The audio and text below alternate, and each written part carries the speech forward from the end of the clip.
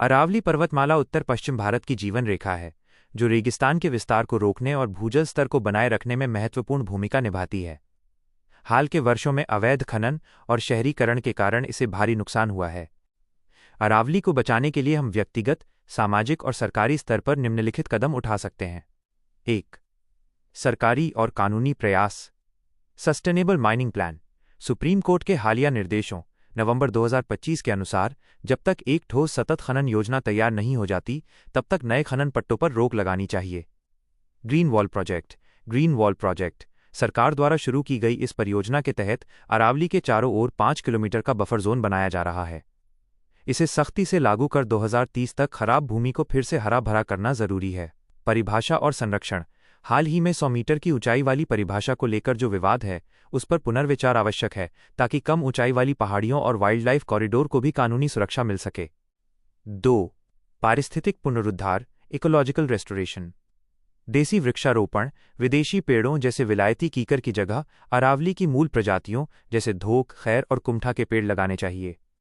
जल संचयन। पहाड़ियों पर चेक डैम और तालाबों का निर्माण करना चाहिए, ताकि बारिश का पानी रुके और भूजल ग्राउंड वाटर रिचार्ज हो सके। 3. सामाजिक जागरूकता और जन भागीदारी। अवैध खनन की सूचना। एक जागरूक नागरिक के रूप में, यदि आप कहीं अवैध खनन या पेड़ों की कटाई देखते हैं, तो इसकी सूचना तुरंत वन विभाग या संबंधित अधिकारियों को दें। सेव अरावली अभियान।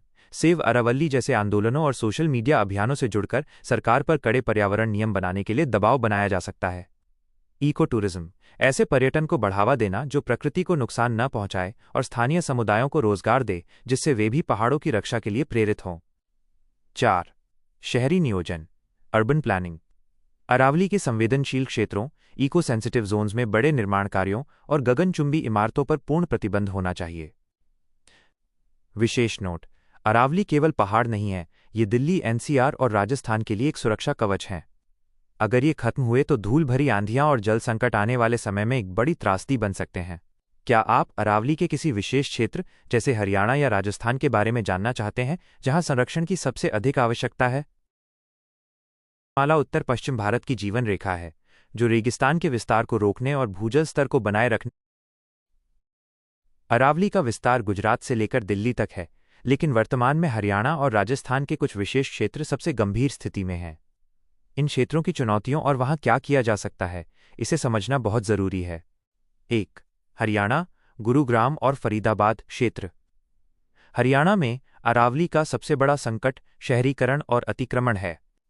प्रमुख क्षेत्र: मंगरबनी, दमदमा झील के पास की पहाड़ियां और फरीदाबाद के खनन क्षेत्र। क्या करने की जरूरत है? तारांकन मंगरबनी का संरक्षण। ये अरावली का सबसे घना और पवित्र जंगल माना जाता है। इसे पूरी तरह नो कंस्ट्रक्शन जोन घोषित रखना अनिवार्य है।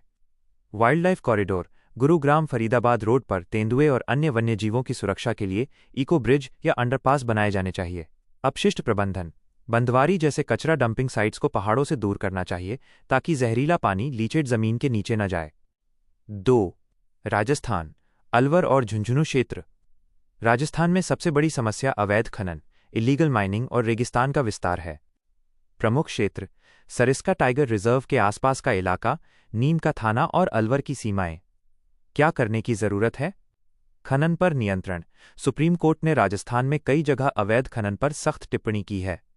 यहां आधुनिक ड्रोन निगरानी की जरूरत है, ताकि छिपकर हो रहे खनन को रोका जा सके।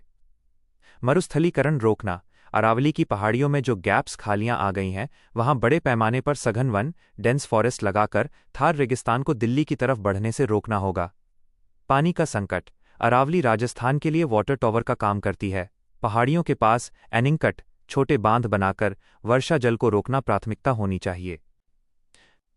इन दोनों क्षेत्रों में हम क्या कर सकते हैं?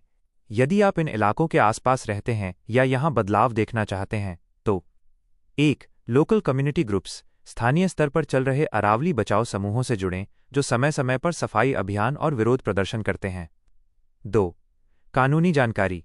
अरावली में निर्माण कार्य के लिए सख्त नियम हैं, जैसे NCZ नेचुरल कंजर्वेशन जोन। यदि आपके आसपास कोई अवैध निर्माण हो रहा है, तो आप RTI के जरिए उसकी जानकारी मांग सकते हैं। 3. Plantation drive. मानसून के दौरान इन क्षेत्रों में जाकर सीड बॉल्स, बीज की गोलियां फेंकना एक बहुत प्रभावी और कम खर्चीला तरीका